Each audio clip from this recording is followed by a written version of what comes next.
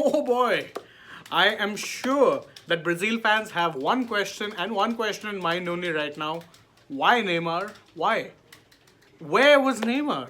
That's going to be the main question that everyone has got to be asking. Why did Neymar not step up to take a penalty? And yes, I know the reasoning that will be given is, oh, they were saving him for the winning penalty. But Brazil had already missed one penalty, and that fourth penalty was therefore an unmissable shot. They knew for a fact they had to score that, otherwise, they were out of the game. And they sent Marquinhos. And no disrespect to Marquinhos, I know he has taken set pieces in the past, especially so for his club, PSG, but why would you not send your best player for the fourth penalty? It reminds me of, and I don't remember which tournament this is. You guys can tell me in the comments if you remember. But Portugal got knocked out on penalties, and Ronaldo didn't end up taking a penalty. Or if it was Portugal, was it Real Madrid? I can't remember off the top of my head right now. But the breaking news update for those of you all who are just joining us: Brazil, who were most people's favorites for the FIFA World Cup, have now been knocked out of the tournament. You heard that right. This isn't a drill. Brazil are out of the tournament. Oh my goodness. Also, to take a question which I just saw, normally I always just go on for a bit before I ask. But AajTak Kavlekar says Croatia were clinical in the penalty shootout. Does any other team take better penalties than them? The answer to that question, no. No one. I don't know what happens to them in a penalty shootout. I don't know whether it is a result of practice, intense self-belief, a bit of both, probably.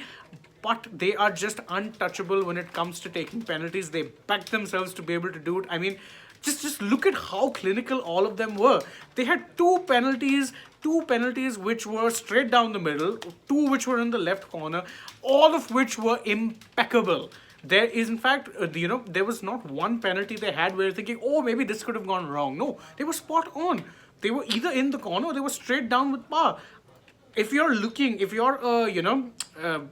football coach or you're an enthusiast, and if you want the best ways to take penalties in a shootout, look no further than what this Croatia team has done.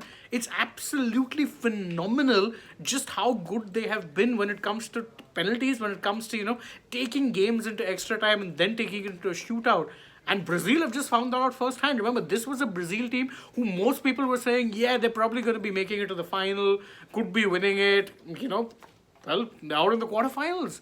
The quarterfinals. And to be fair, if we have to go back to a couple of talking points which came, in fact, before the, penalty shootout. One thing I had always been saying about Brazil, and the one small doubt that I had about Brazil, was how solid they were defensively. I know attacking wise, they have a wealth of talent. They have so many players that they can call upon. You look at the bench, you look at the substitutions they were making. But defensively, had any team tested them enough prior to this? The answer to that is no.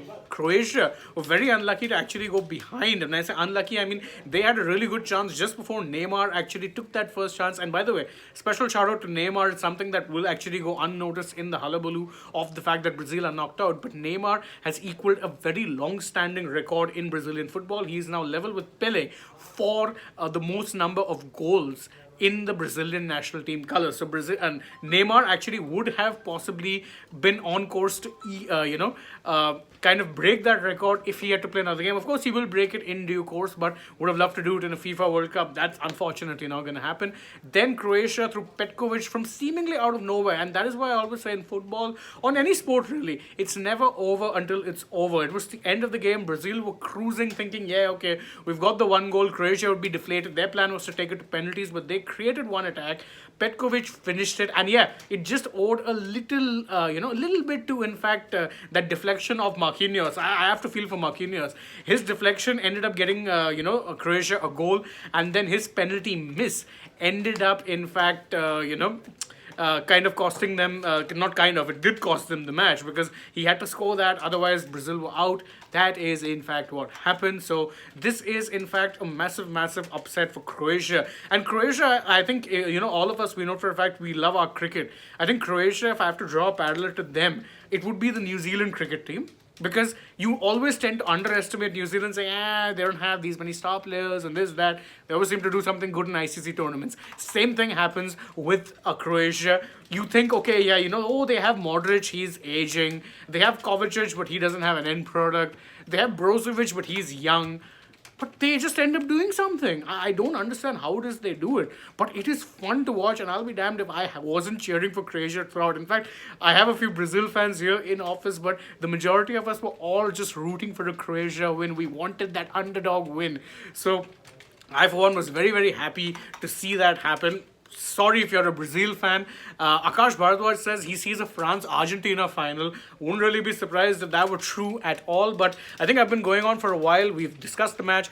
I am now going to take a few of your comments. Man, oh man, there are a lot of them. Right. Aditya Kavlekar says Croatia 2018 runners-up for a reason. Couldn't have put it better. Shubham Kokje says, what a high-intensity game. Absolutely. It was being played on fifth gear throughout. Gurnur Seni is just trying to catch his breath, I think. Bapatitya Karan says Croatia was so clinical in the penalties. Yeah, absolutely. In fact, even when taking their chances, they created maybe two good chances, took one of them, and that's that. Love Rami, as you says, yes, Croatia are the New Zealand's in the FIFA World Cup, the kings of the big stages. Bapatitya Karan says, I think it's Germany. Germany for what? Just kind of elaborate on that. Pradeep Shivalsan says, first Bruno Petkovic, then followed by Livakovic. Best match of the World Cup so far. This is a season for upsets. Man, oh man, can you imagine if tomorrow Morocco managed to somehow knock out Portugal? It'll be madness. That will be the real upset for me. Shashank says, what if it's an Argentina or Portugal final? Well, then the internet will be broken. Shubham Pawar is asking the same question that I started the video with. Why did Neymar take the penalty? Your guess is as good as mine, Shubham. I really have no idea. Vaibhav Agarwal says Croatia is not now an underdog team. Yeah, you know what? I have to agree. The kind of form that they've been in FIFA World Cups for the last two editions, they were finalists last year. They're semi-finalists now. You can't call them underdogs. They're a serious, serious threat. It'll be a really serious threat. Akash Bharadwaj asks, will it be an upset if England takes the World Cup? Yes and no. Yes, because I don't think I fancy them that much. No, because, well, they do have talent. So if they can do it, nothing wrong with it. Aditya Kavlekar says, spare a thought for Brazil. They thought they won it with Neymar's goal, but not until the 117th minute. What is it with World Cups in 117th minute? Remember, Iniesta scored the winner in 2010, 117th minute. Here as well, Petkovic got that crucial equalizer, 117th minute. So, the big news, again, if you guys are just joining us, Croatia are through to the semi-finals, Brazil are out. So, that is, in fact, amazing, amazing, amazing. And I cannot, in fact, stress just how big a win this is. Of course, for Croatia, congratulations to y'all. Into the semi-finals, once again, second straight World Cup. I mean, you could very well be facing the winner of, you would in fact be facing the winner of Argentina versus Netherlands. That's the other match that is in fact, coming up. So stay tuned for that. Right now, I saw an update saying Lisandro Martinez is starting for Argentina. That's good news for Argentina because he's probably their best centre-back. He shouldn't really have been on the bench to begin with. Anyway, join us for that match. Afterwards, we will, of course, be, covering that too as well.